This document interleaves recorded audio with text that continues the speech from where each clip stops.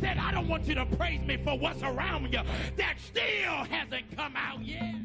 To the heart, the soul, and the spirit of every person who desperately needs it.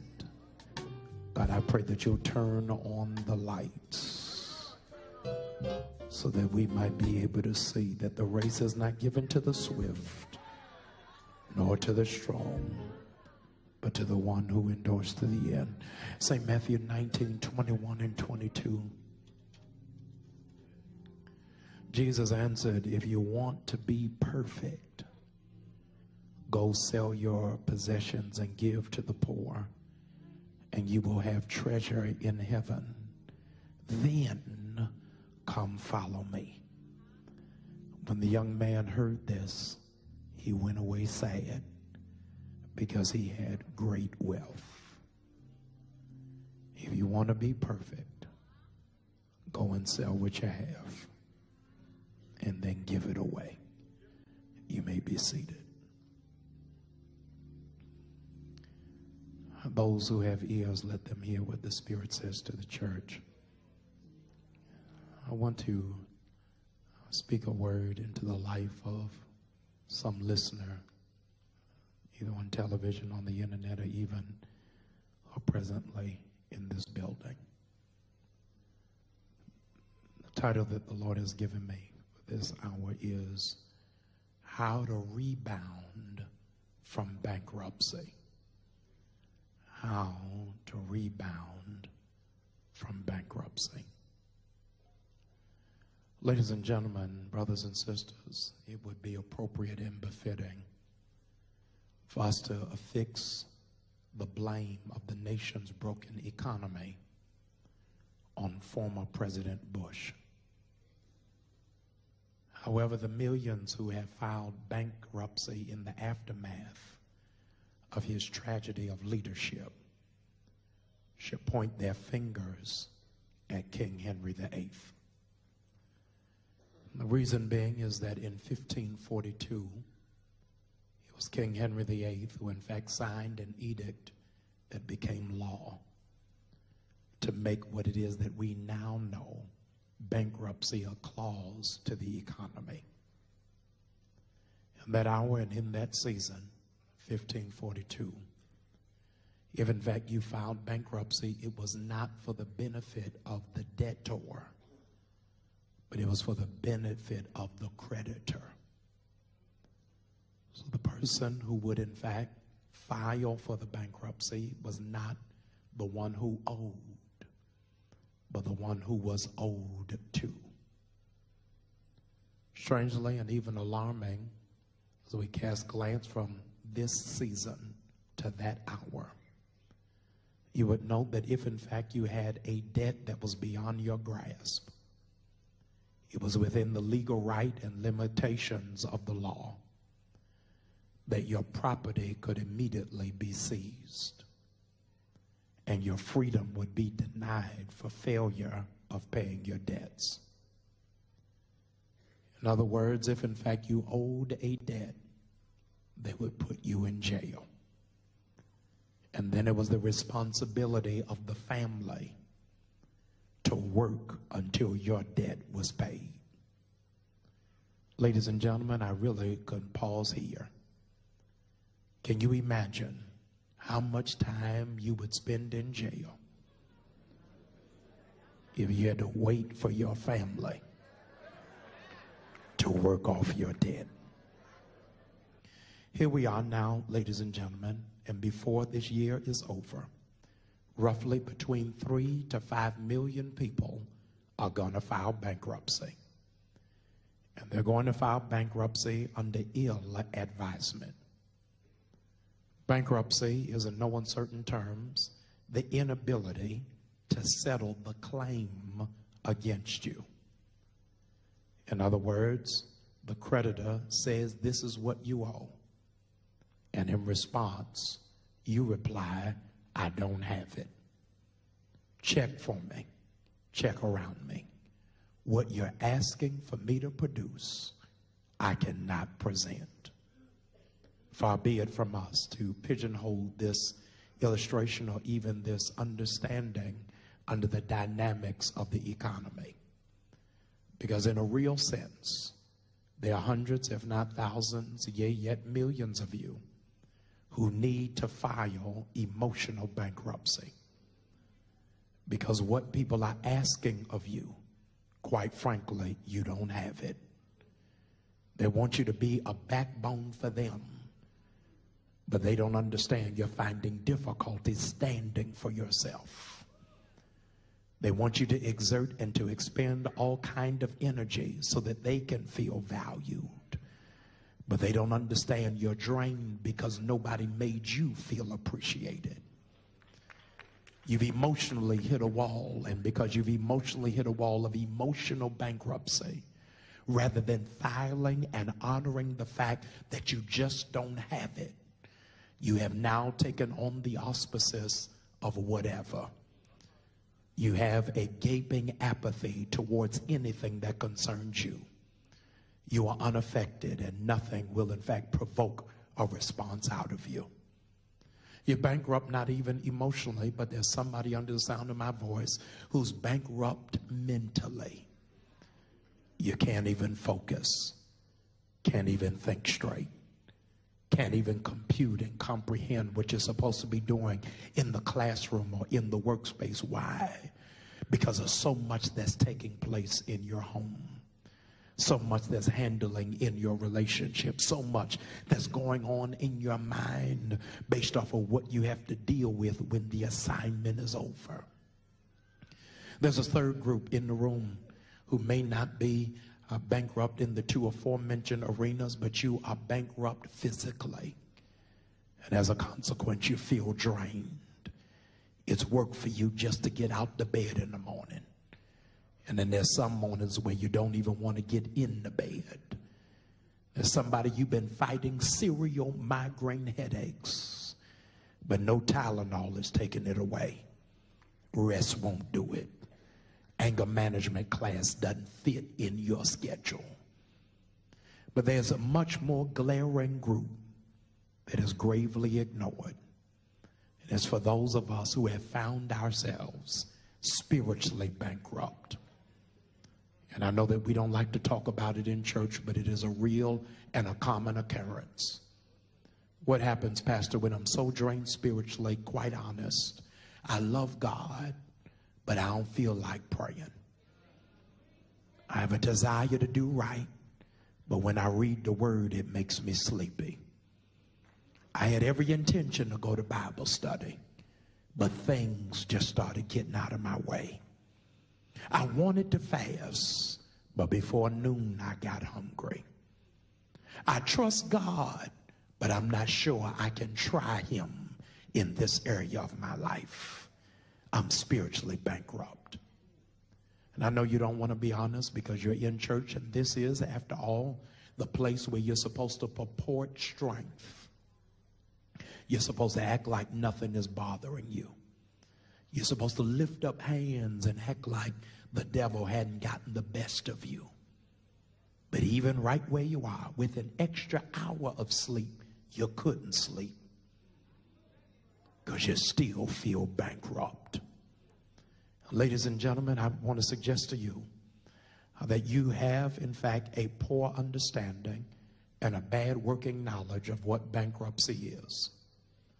Because through a legalistic lens, you ought to know that bankruptcy is protection from the creditors.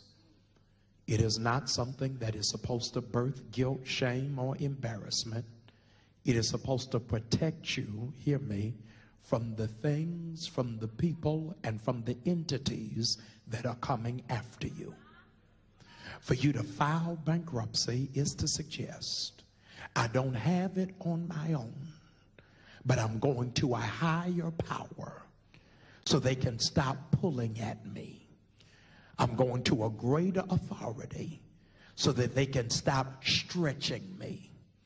I'm going to a power that is above mine so they can stop annoying me. Ladies and gentlemen, you ought to know that there are three different divisions of bankruptcy. Three different categories. There is chapter 7. there's chapter 11, and then there is chapter 13. In chapter 7 of bankruptcy, it is a straight liquidation of all consumer assets. When you have liquidated all that you own, then all of your debts are paid. That's chapter 7. Chapter 13 is a reorganization of debt. So if in fact I have an outstanding debt with Visa, an outstanding debt with Neiman Marcus, an outstanding debt with Circuit City, an outstanding debt with MasterCard, then they will put me on a schedule, put all of my debt under one umbrella, under one roof, and then put me with a scheduled plan so that even though I've been attacked in different areas, now it's under one target. And because I brought all of them together, then the rate is reduced so that it can become achievable. The third dimension of dealing with bankruptcy is chapter 11. It is the reorganization of debt, but it is not for individuals. It is for corporations. It is for businesses, and it is for conglomerates. It is mine. It is my task, my brothers and sisters, because I am not a credit counselor. I'm not licensed or certified by the state of Maryland or the continental United States of America. So it would in fact be inappropriate and out of order for me to suggest and recommend to you to file chapter 7, chapter 13, or chapter 11. But because I am a man of God, and it is my responsibility to carry the good news of the glorious gospel of Jesus Christ, I cannot recommend chapter 7, chapter 11, or chapter 13, but I can recommend chapter 19. And in Matthew chapter 19, something intriguing and arresting happens. Jesus blesses the children. And when he blesses the children, he says, "Suffer them not to come unto me." And as soon as he would have concluded that, a rich man walks up on him and says, "Good master." Ladies and gentlemen, I want you to know that that is a problem. It is offensive to Jesus that he called him good. God help me in here. You got to understand that there is in fact a variable distinction between good and great. Jim Collins wrote the epic business book From Good to Great, and in it he suggests in the prologue that the enemy of greatness is goodness. That so many people become good that they forget that great is an option. God then asked him, "Why are you calling me good? Is that all you can say about me?" A Ford, that's a good car.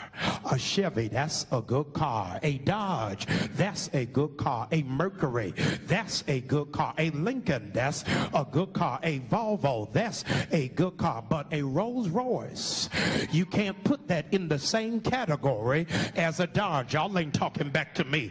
God is saying, watch this, I'm not just good, I'm the greatest that ever did it. And see, some of you, I can tell based off of how you respond that you think God is just good. But those who know he's great and he's greatly to be praised. If in fact Governor O'Malley came in, he's been a good governor, I'd give him a hand clap. If in fact Sheila Dixon walked in, she's been a good mayor, I'd give her a hand. But if the King of Kings walks in, he ain't just been a good God, but he's been a great God. Y'all please forgive me, I don't know the God you serve, because based off of how you shouting in here, he just been good. But if he been better than that, I dare you to give him a praise like he's great. Hallelujah. Says, good master. Be seated, please. Good master, watch what this rich ruler says. He says, what good can I do? In other words, he's looking for works to justify grace. Might I suggest to somebody in here that there is nothing you can do that that will measure up to the greatness of God. That's where Satan found himself in trouble, because he could sing a little bit, because he could play the harp a little bit, because he could direct the choir a little bit. He thought all the glory should come to him. But God said, let me slap you down the side. I don't care how good you think you are, you still gonna have to look up to me. And some of you tripping off your own supply, because I know what you do on your job, you're doing good. When you look at your house, you doing good. When you look at your little piece of car, you doing good. When you look at your bank statement, you doing good. But can I ask you a question? As good as you think you are, how you think you woke up this morning? As good as you think you are, how you think you don't have swine flu? As good as you think you are, how you think cancer's not in your body? As good as you think you are, how you think you didn't have a car accident this morning? When I think of the greatness of Jesus and all he's done for me, my soul.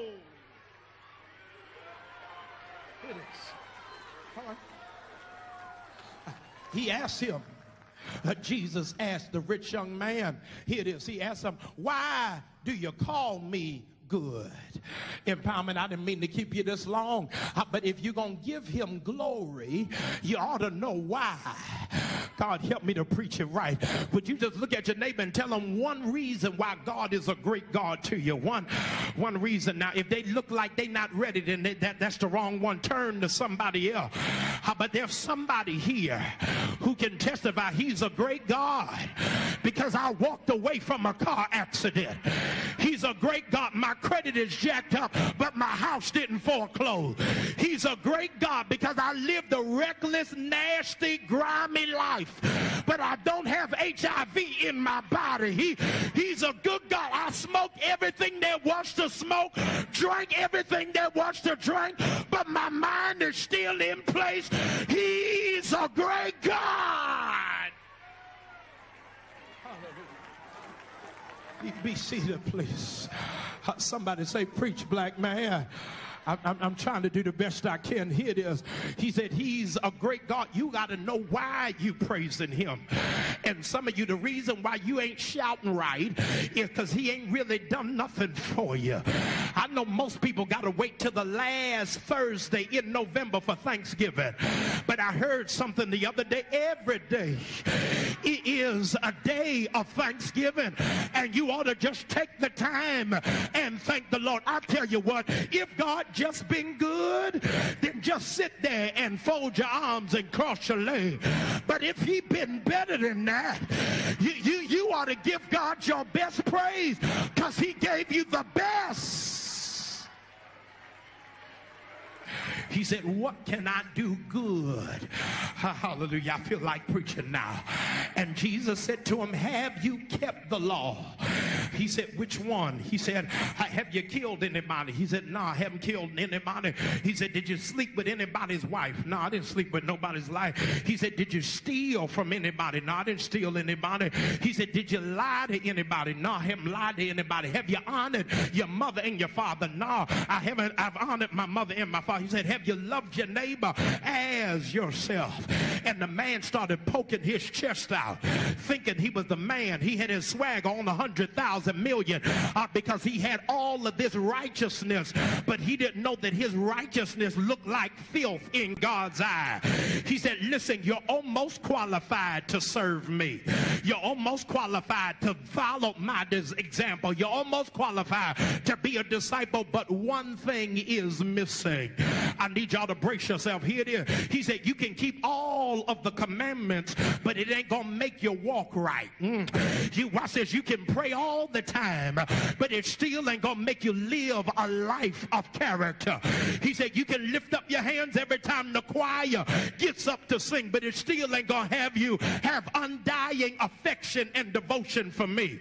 He said, in order for you to really love me, y'all better get this, some of y'all ain't gonna like it. In order for you to really have a heart towards me, you got to get to the point where you lose everything And when you lose everything, you found out that I don't need things to make me happy. But if I got Jesus, that's enough for me. See, the way y'all shouting, I can tell y'all ain't lost nothing. But those of us who done lost money, lost relationship, lost a job, lost a man, lost a marriage, lost a circle of friends, but you found out in spite of everything I lost, I still got God on my side. And if God be for me, hallelujah. Be seated, please. Be seated. I'm trying to walk this thing through. Hallelujah. Be seated, please. I got to say something to you, and I don't want you to miss it. Would you be seated for just one moment? You really will not worship God good till you lost it all. God help me. See, some of y'all just had a rough patch and you ain't never been at the bottom of the barrel.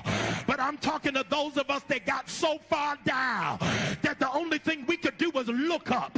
And when we looked up, we made up in our mind we can get up. And the reason why the devil mad with you is he took everything from you but your joy. And after all that you've been through, you still got your joy.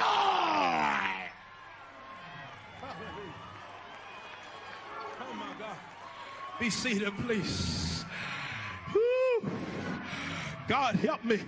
Look at your neighbor, tell him I thought I lost everything, but I woke up this morning with my mind. The devil tried to strip me, but my spirit is still in play. I still got my joy. Be seated, please. Be seated, please. Hallelujah. Hallelujah. Y'all, those of y'all sitting down, please forgive us. We just thinking about how much we lost. God help me, but we just feel in our spirit God getting ready to turn it around. God help me. I feel like God is getting ready to add back to me everything that I lost. Hallelujah. Be seated. Please, please be seated. Hallelujah. Please. Hallelujah. Would you please be seated?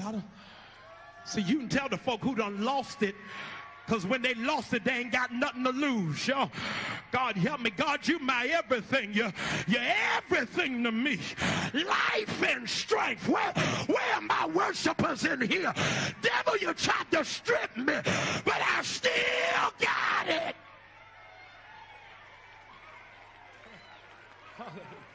Be seated, please. Be seated, please. Y'all embarrassing me. The visitors gonna think you don't listen to your pastor. Be seated, please. Hear this. Hallelujah. He says, you can't really worship me good. You really can't be my disciple until you done lost everything. We getting ready to separate the tare from the wheat. Here it is, because those of us who lost everything, we don't need no organ. God help me in here. We don't need no choir. I don't need some preacher trying to pump me up. I just got to look over my stuff and say, God, thank you, because you could have took it all, but I'm still here. Hallelujah. Hallelujah. Hallelujah.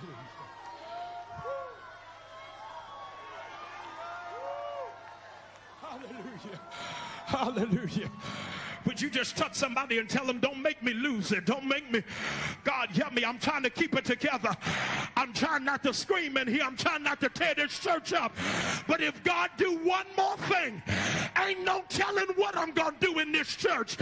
You ain't going to be able to stop me from giving him glory. I almost lost it all. No matter what comes after you, it will not be able to bother you or affect you or stress you out. I came to speak over every worshiper in this house that God is covering you for the next 7 years. That whatever it is that you need, God is putting a hedge fence of protection around you.